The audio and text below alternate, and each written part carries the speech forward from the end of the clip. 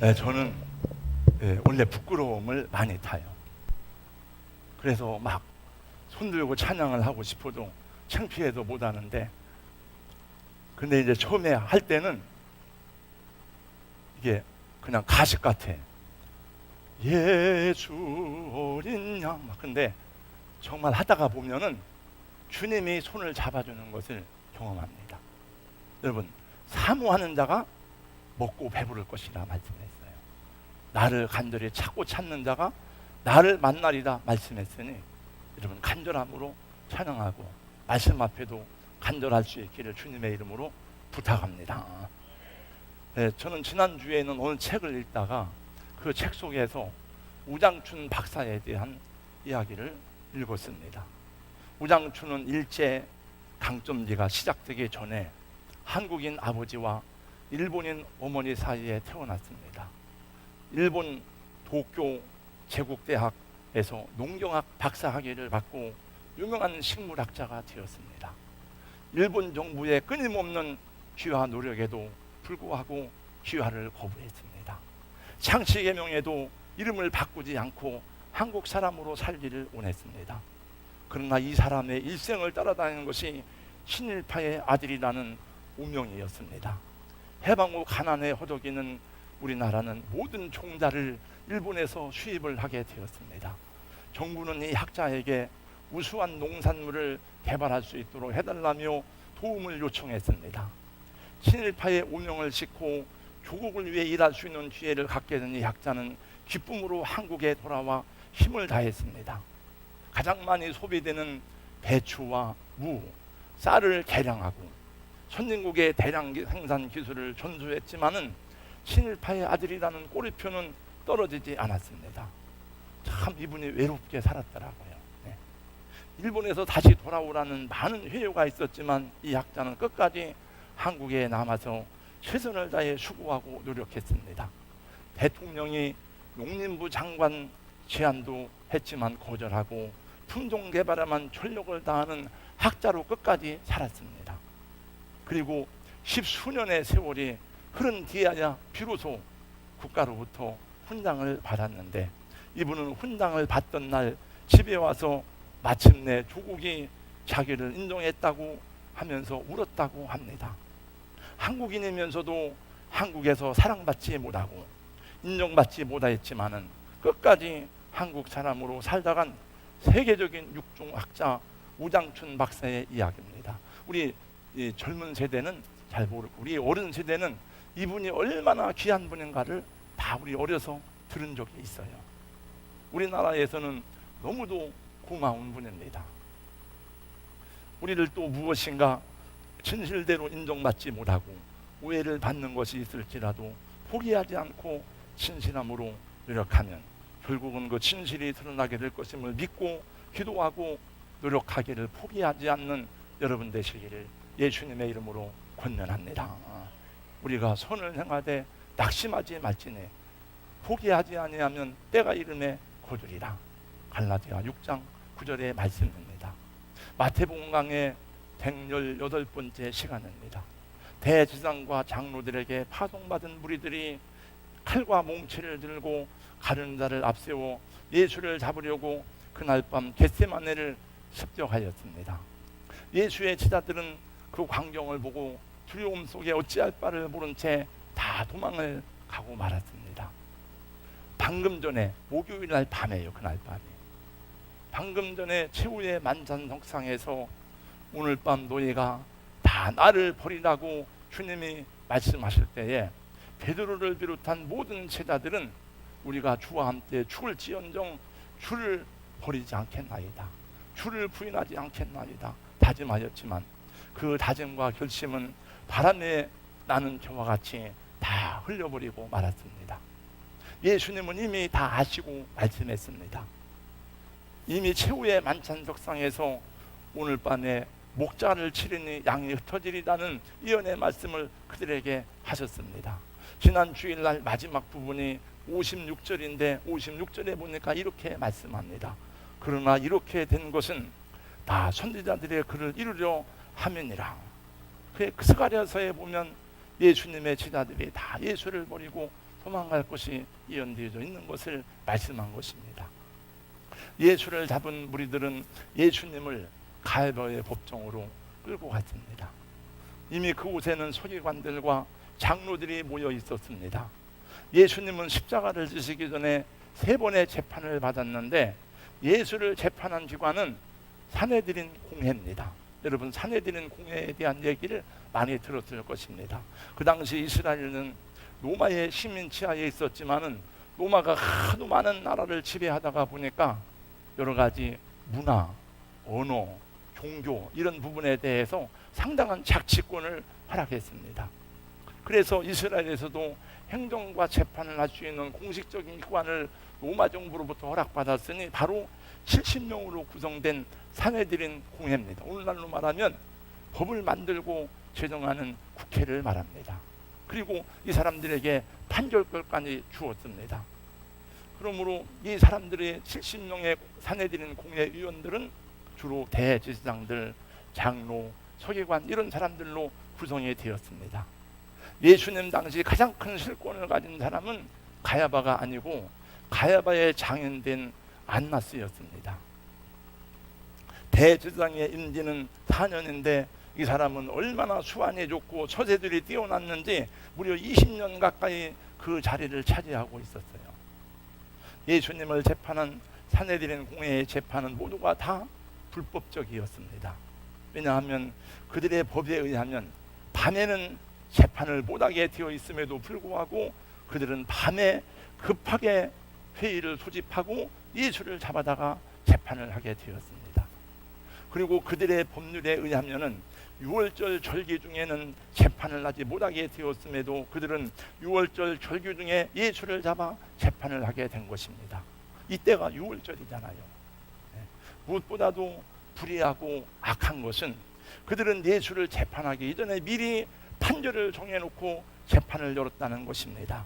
그들이 정해놓은 예수에 대한 판결은 사형이었습니다. 예수의 제자들은 모두가 다 도망을 갔지만 한 사람 숨어서 예수님의 재판을 끝까지 지켜본 사람이 있으니 누굽니까? 그 이름도 유명한 베드로 아저씨였습니다. 다른 제자들은 다 도망갔지만 그래도 차마 베드로는 도망을 못 간 것 같아요. 도망갈 수는 없었던 것 같아요. 베드로는 이 사건이 어떻게 됐는지 궁금하기도 하였고 예수님이 어떻게 대처할지 결말이 어떻게 될지 얼마나 궁금했을까. 그래서 멀찍이 예수를 따라갔습니다. 58절 말씀에 보니까 멀찍이 예수를 따라. 여기 멀찍이라는 말은 언제든지 상황에 따라서 도망갈 수 있는 거리를 확보한 것을 말한 것입니다. 그리고 예수님의 행적을 다 숨어서 미행하면서 볼 수 있는 거리입니다. 여차하면 언제든지 도망갈 수 있지만 예수가 어떻게 되는지 끝까지 봐야 될 참이었습니다. 한편으로는 예수님을 사랑하는 마음도 있고 예수님을 위해서 죽어야 된다는 생각도 있지만은 한편으로는 온갖 두려움과 온갖 상념들이 교차했을 베드로의 마음이 저는 이해가 됩니다. 우리들도 언제든지 그럴 수 있기 때문이고 지금도 그런 분들이 있다고 생각하기 때문입니다. 여러분, 사람 사이의 친밀함, 사랑은 거리와 비례됩니다. 가까운 사람일수록 가까이 합니다. 멀찍이 따라갈수록 멀어질 수밖에 없습니다. 여러분, 예수님이 오병이의 기적을 행할 때는 수천 명이 5천 명이 남자 성인들만 5천 명이니까 다 따지면 수만 명인데 수만 명이 예수를 따랐습니다. 다 예수님 주변에.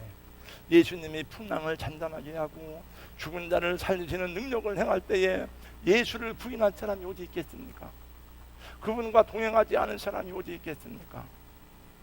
그러나 그렇게 수많은 사람이 주님을 따랐지만은 예수가 고난을 받고 예수가 재판을 받고 예수가 어려움을 당하자 다 떠났습니다. 심지어는 예수님을 따르던 제자들도 다 떠났습니다. 여러분, 예수님 십자가 지고 골고다 올라갈 때 따라간 사람들은 여인들밖에 없어요. 여인들이 울면서 막 따라갑니다. 베드로는 예수와 동행한 것이 아니고 예수를 멀찍이 따라갔습니다. 어떻게 되는가 보자. 결말이 궁금했습니다. 그러니 베드로는 예수님과 동행한 것이 아니라 예수를 미행한 것입니다. 58절에 보니까 그 결말을 보려고. 여러분은 예수님과 동행하십니까? 아니면 예수님과 적당한 거리를 두고 미행을 하십니까?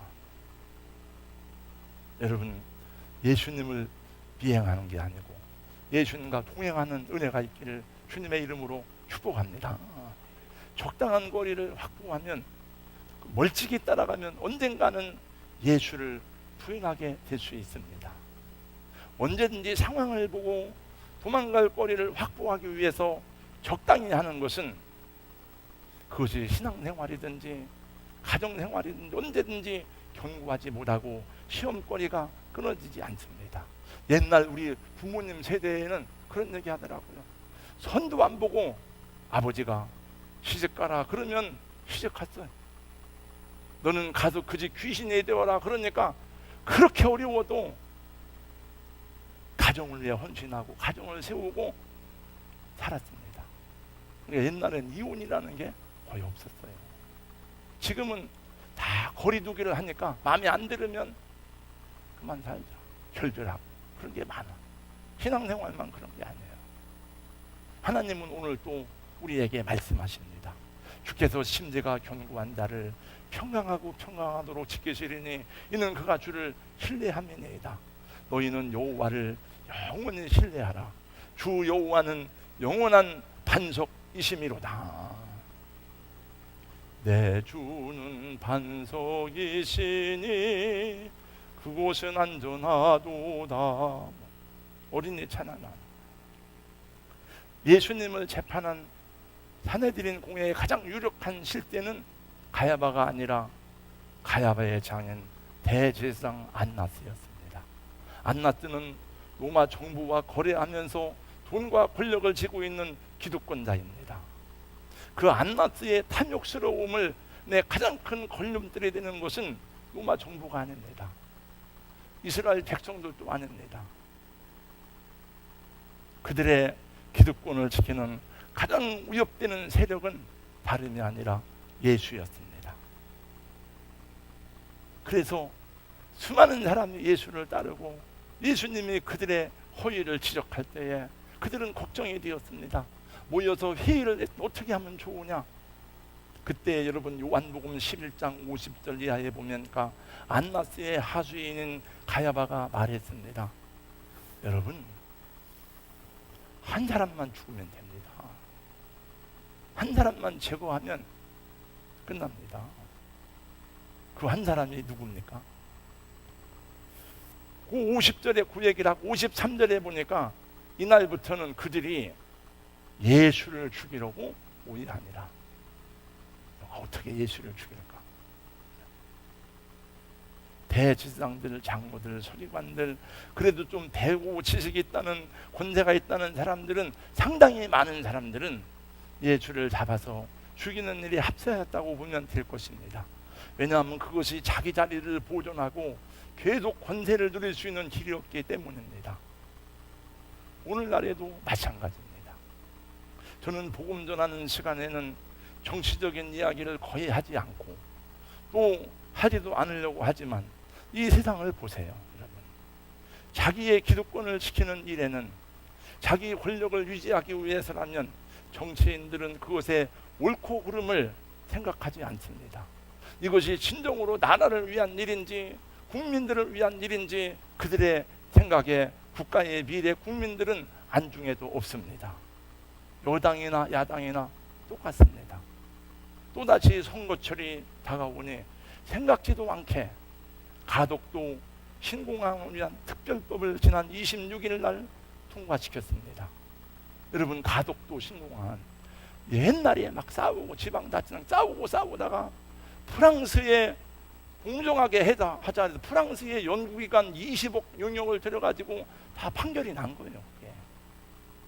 국토부에서도 이번에 반대하고 법무부에서도 기획재정부에서도 반대하였는데 타당성 예비조사도 하지 못하도록 하는 특별법으로 국회에서 통과했습니다. 그것이 안 되는 이유를 국토부에서 7가지로 분명하게 말했지만은 대통령까지 나서서 현장을 방문하고 독려를 하고 있으니 두고 볼 일입니다. 참 코미디 중에 코미디더라고요. 대통령이 간 그날에 야당의 원내 총무는 대통령 탄핵 사유가 될 수 있다 이렇게 말했는데 부산의 국회의원들은 대통령을 친송하면서 대통령께서 빨리 이 일을 진행시켜 주세요. 그러니 이게 완전히 코미디도 삼류 코미디다. 여러분, 본래 나라가 어려울 땐 여러분이 더 잘 알지만 나라를 구한 것은 왕도 아니고 관리들이 아닙니다. 임진왜란 때도 왕은 재빨리 북쪽으로 도망갔습니다. 그래서 백성들이 왕궁을 다 불태웠습니다. 조선의 관군들은 창칼을 버리고 도망갔습니다. 여러분, 징비록에 의하면은 왜군을 대항해서 죽기를 각오하고 목숨 걸고 싸운 것은 관군이 아닙니다. 의병들입니다. 임진왜란이 터진 그 해에만 전국에서 일어난 의병이 22,000명이 넘었습니다. 경술년에 일본에 강제로 한일합방이 될 때에도 대신들은 돈을 받고 나라를 다 팔아먹고 한 자리씩 계속 유지했습니다.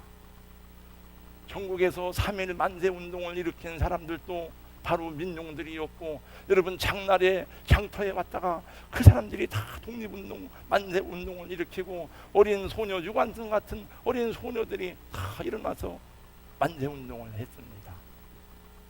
6.25가 터졌습니다. 대통령이 방송을 했습니다. 친애하는 국민 여러분, 우리 국군은 지금 북한군과 용감하게 맞서 싸우고 있습니다. 대통령은 서울을 지킬 것입니다. 다 녹음해놓고 자기는 먼저 도망갔어. 그냥 도망갈 것이지 왜 한강다리는 왜 폭발을 해요? 그냥 한강다리에 다 빠져 죽었어요. 북한군 남아하지 못하고 한강다리에 폭파하고 자기는 도망가고. 전국 각지에서 어린 학두병들이 일어나서 3일 동안 훈련받고 전단에 투입된 거예요. 총 쏘는 것도 모르는 애들이 어떻게 가서 해요? 그래서 나라를 지킨 거예요. 무능하고 비겁한 군주는 지난 과거나 오늘이나 마찬가지입니다. 진보나 고수나 보수나 국가의 안위에는 관심이 없고 자기 자리를 지키는 것이 우선이니 국민들이 두 눈을 부릅뜨고 깨어있지 않으면 안 될 것입니다. 대지상을 비롯한 사내들인 공예는 예수를 잡아 증인을 찾았지만 증인으로 나온 사람들이 말이 앞뒤가 안 맞아요. 사형 판결을 내릴 만한 증거를 대지 못했습니다. 마침 두 사람이 와서 증인이 되었습니다. 61절 보니까 내가 들어보니까 이 사람이 하나님의 성전을 하려고 하면서 3일 만에 세운다고 자기가. 물론 자기들이 매수해 놓고 마치 굉장한 증인을 만난 것처럼 대제사장이 물었습니다. 대답해봐라. 이 사람들 말에 대답해봐라. 어찌 말이 없느냐? 너를 치는 증거가 어떠하냐? 예수님은 한마디도 대답하지 않았습니다. 대답할 이유도 없거니와 대답할 가치조차도 발견할 수가 없는지 침묵하셨습니다. 대제사장이 큰 증거를 잡았다고 생각했는지 당신이 하나님의 아들 그리스도인지 대답하라. 살아계신 하나님께 맹세하라고 다그쳤습니다. 여러분이 말씀을 듣는 시간은 길면 40분, 짧으면 30분인데 저는 한 3일 동안 계속 준비를 했어요. 이 말씀을 준비하면서 울기도 하고 웃기도 하였습니다. 제가 이 대목을 보면서 막 웃음을 금할 수가 없었습니다. 여러분, 대제사장이 하는 말을 들어보세요. 내가 너로 살아계신 하나님께 맹세하게 하노니. 여러분, 하나님을 조금도 생각하지 않는 사람인데, 하나님을 사랑하거나 두려운 마음 조금도 없는 사람이 살아계신 하나님의 이름으로 맹세하게 하노니. 웃기지 않습니까, 여러분? 이 사람이 조금이라도 양심이 살아 있었더라면 이런 말을 할 수가 없죠. 잠잠히 침묵하시던 예수님이 말씀하셨습니다. 네가 말하였느니라. 그래, 맞다. 나는 그도다. 여러분, 빌 브라이트 박사의 말이에요. 잘 들으세요. 빌 브라이트 말했습니다. 예수님은 세계 4대 성인입니다. 예수님은 사랑의 성자입니다. 그런 말은 다 헛소리라는 거예요.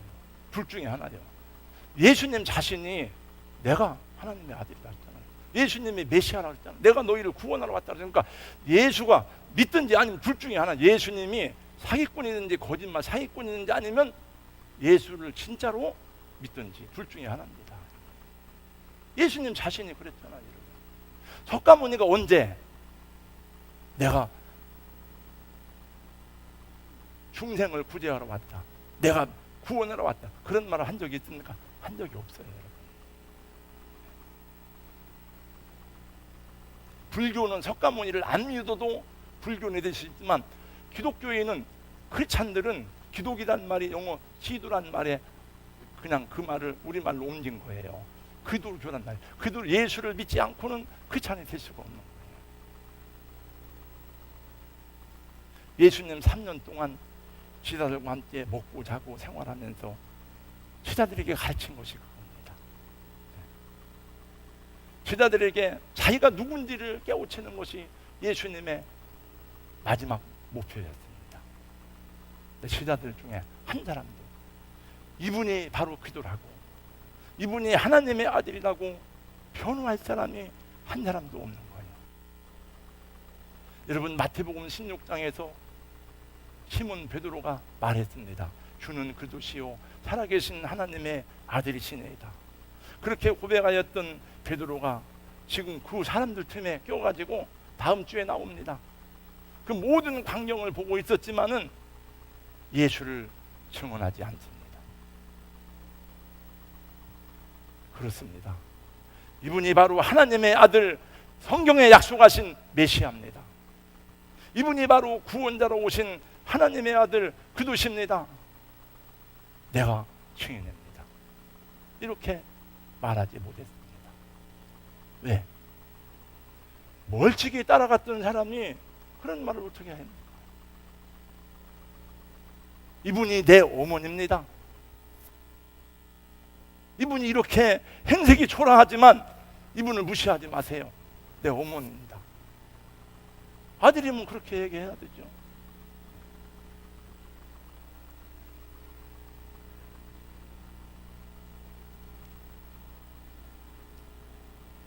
대제사장은 예수의 말을 듣고 옳다 싶어서 방방 뛰기 시작했습니다. 아, 드디어 찾아냈구나.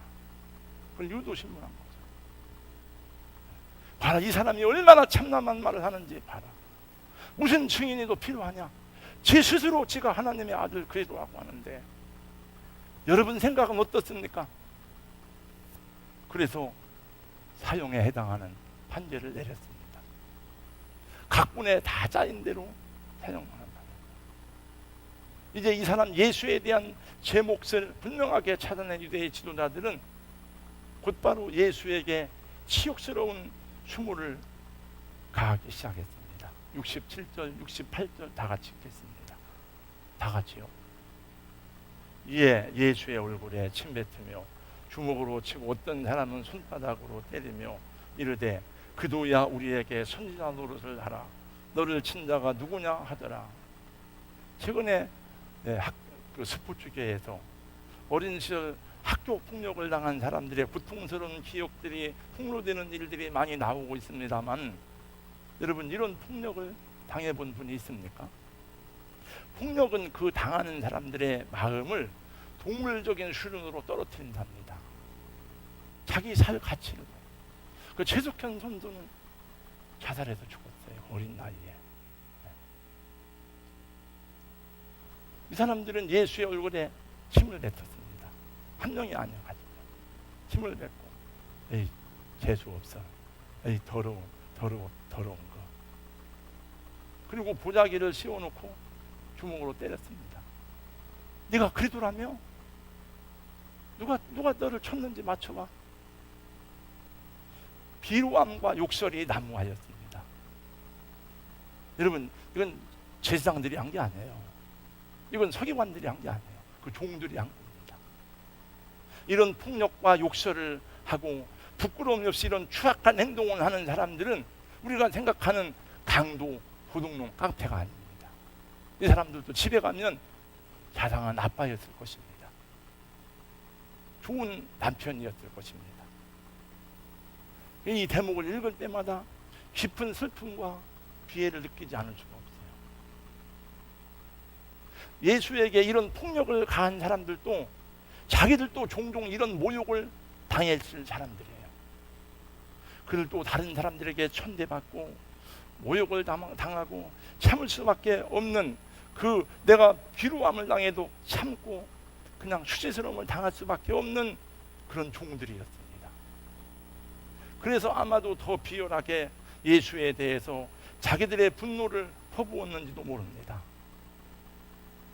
이것이 인간의 한계이고, 이것이 인간의 취약됨이고, 타락한 인간의 슬픔입니다. 여러분을 생각해 보세요. 여러분, 누구를 뒤에서 조롱하고 비웃고 비난할 때, 사람들이 누구를 비난하고 욕할 때 여러분 같이 욕한 적 없습니까? 있어요, 없어요? 여러분, 누구를 안 볼 때, 조롱할 때 여러분 비웃고 조롱한 일이 없습니까? 저는 있어요. 저는 같이 막 할 때 그래 맞아. 그래. 지금은 함부로 하지 않습니다. 저는 운동선수가 아니라 그렇게 많이 맞아본 적도 없고 때려본 적도 없습니다. 그러나 저는 군대에서는 많이 맞아보고 때리기도 했습니다. 여기 우리 젊은 집사님들은 태어나기도 전에 1976년에 저는 군대를 갔어요. 수송부에서는 거의 매일 받고 때리는 일들이 매일 반복되었고, 때리기 싫다고 내가 때릴 수 없는 게 아니에요. 저는 21사단 66년대 수송부에 배치를 받고 처음 내 몸 안에 들어갔을 때에 신고식 처음 만날 때에 두드려 패는데, 그 몽둥이로 패는 게 아니에요. 주먹으로 때리는 거예요. 얼굴 때리고 가슴 때리고 하는데, 군대에서는 그것을 신고식이라고 합니다. 신고식을 할 때는 아무리 잘해도 맞도록 되어져 있습니다. 아무리 큰 소리로 복명을 해도 그거는 소리가 작다고 맞게 되어져 있어요. 그리고 떨려가지고 그 신고를 제대로 할 수가 없어요. 그 다음 후임 병사가 오면 이제는 내가 맞은 것만큼 그를 때려야 됩니다. 내가 맞은 것 이상으로 세게 때리지 않으면 구참이 오라고 해서, 옛날 자식이 이렇게 때리란 말이야 새끼야 하고 막 또 나를 때리니까 싫어도 때려야 돼요. 그래서 옛날 군대는 총기를 난사하고 죽는 군인들이 많았습니다. 군대 가서 자살하고 죽는 군인들이 적지 않았습니다. 제가 어린 나이에, 저 옛날엔 책이 없었으니까 어린 나이에 인간의 조건이란 책을 봤는데, 일본 사람이 쓴 건데 이름 몰라요. 그때 그걸 읽으면서 아주 어렸을 적이에요. 사람이 뭔가 이런 말. 일본 군대에서 온 것 같아요. 어쩌다가 예수를 믿는 사람이 들어오면 그는 더 많이 매를 맞아야 됐습니다. 제 후임병으로 왔던 중에 예수 잘 믿는 강성찬이는 정말 예수님 동생 같았어요. 많이 맞고 하다가, 저는 그때는 예수를 안 믿었어요. 절에도 가고 교회도 가고, 교회 간 거는 저희 누님이 막 전도를 하니까 결국 그 강성찬이는 수송부에서 보냈어. 군용사병으로 보냈어. 아마 제가 생각할 땐 그때는 생각을 안 했는데 불쌍하다 생각만 했지, 저는 예수를 안 믿었으니까 했는데, 군대 제대하고 제가 목사가 되고 그때를 생각해 보니까 강성찬이가 어디서 뭘 할까 많이 궁금하더라고요. 우리 이광환 집사님 저랑 같이 몇 년 전에 군 선교에서 66년대를 직접 들어갔어요. 군복으로 싹 갈아입고 가칠봉, 김일성 고지가 보이는 우리나라 최전방에 가장 근접한 거리가 여러분 백두산 부대 21사단 가칠봉 오피입니다. 우리 올라갔었어요. 이 집사님 갔어요. 그때 제가 수십 년이나 가서 와서 그 교회도 가봤습니다. 아마도 예수를 그렇게 후려치고 모욕적으로 힘을 댔고 함으로써 이 사람들은 자기의 분노를 쏟아버리고 강자의 편에 서 있다는 안도감을 얻었을지 모릅니다. 세베대의 두 아들 야고보와 요한이 예수에게 말했습니다. 주의 영광 중에서 우리를 하나는 주의 우편에 하나는 좌편에 앉게 해주세요. 예수님이 말씀했습니다. 너희는 너희가 구하는 것을 아느냐? 내가 마시는 잔을 너희가 마실 수 있으며 내가 받는 세례를 너희가 받을 수 있느냐?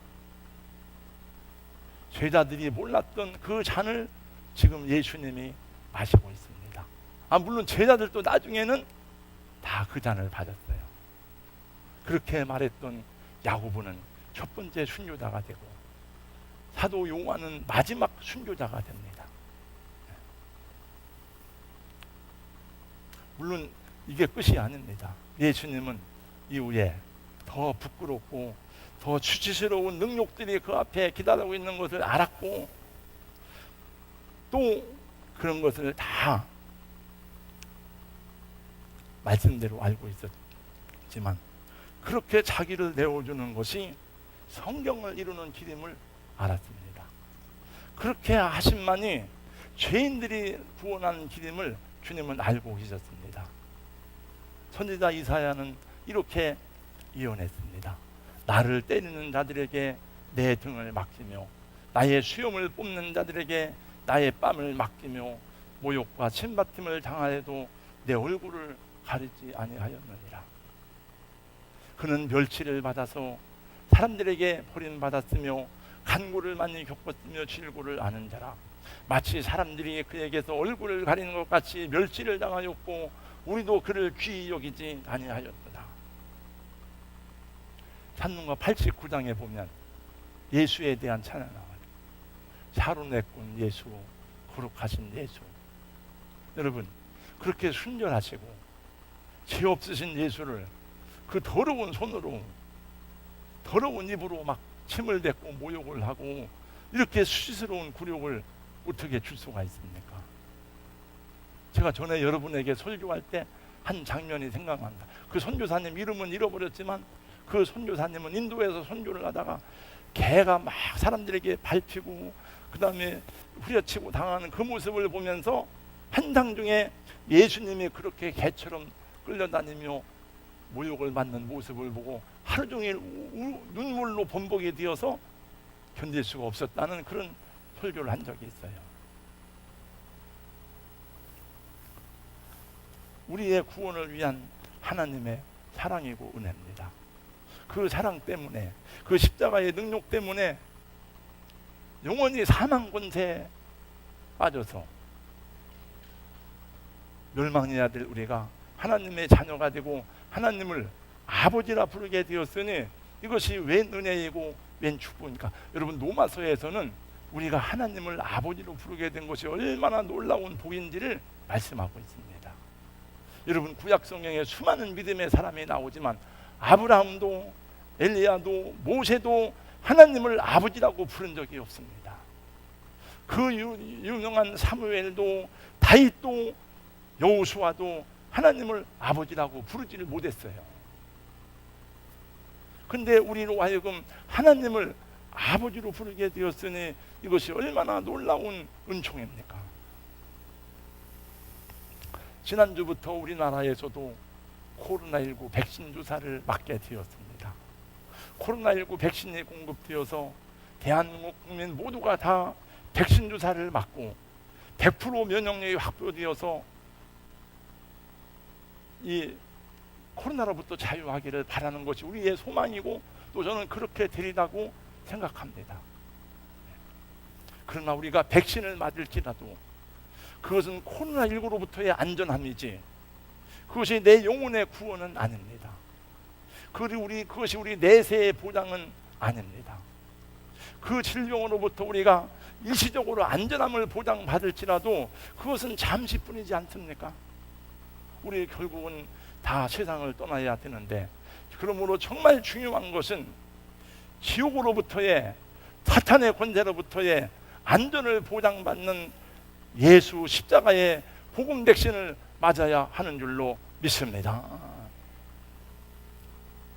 그 내용이 길어서 마치겠습니다. 원래 설교에 적용에 들어가야 되는데 잘 못해도 죄송하다 생각하고 이제 여러분에게 함께 부탁하고 권면합니다.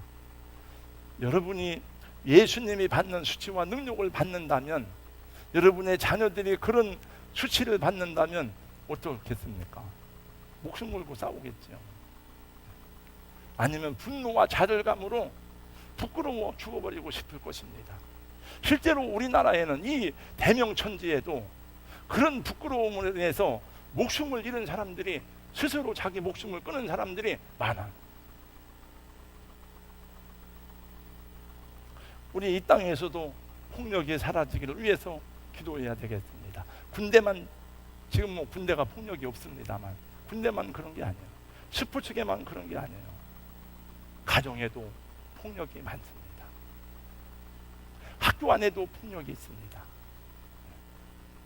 아이들이 학교 가기 싫어하면 왜 그런지 한번 알아보세요. 우리 가정에서, 우리 사회에서 이런 폭력이 일어나지 않도록 우리가 기도하고 사랑의 실천자가 되어야 됩니다. 저희 아버지는 좀 약간 무능하기는 했지만은 저는 어머니한테 회초리로 매를 맞아본 적은 있지만은 아버지한테는 한 대도 맞아본 기억이 없어요. 이 녀석 왜 이러냐? 그런 때린 적도 없어요. 근데 제 친구 정규는 바로 앞에 매일마다 아버지의 폭력에 시달렸어요. 술만 먹으면 모여놓고 때리는 거죠. 이 세상은 그때나 지금이나 모순된 일이 너무나 많고 하나님의 뜻을 거스르는 일들이 난무하고 있지만 이 예수님은 이 모든 것을 다 감당하기 위해서 십자가를 지셨습니다. 그러므로 예수 믿는 사람들 속에서 먼저 이 사랑이 실현되고 실천되고 적용되어야 할 줄로 믿습니다. 제가 하이패밀리 송기론 목사님하고 친하진 않지만 메일 주고받고 카톡 주고받고 하는데, 얼마 전에 죽은 정인이 그 아이를 하이패밀리 양평 거기다 묻었어요. 그래서 이분이 계속 그 메일을 보내는 거예요. 거기에. 그래서 저도 듣는 게 힘들고 피곤해요. 그래서 그런 일이 생기면 안 되겠다.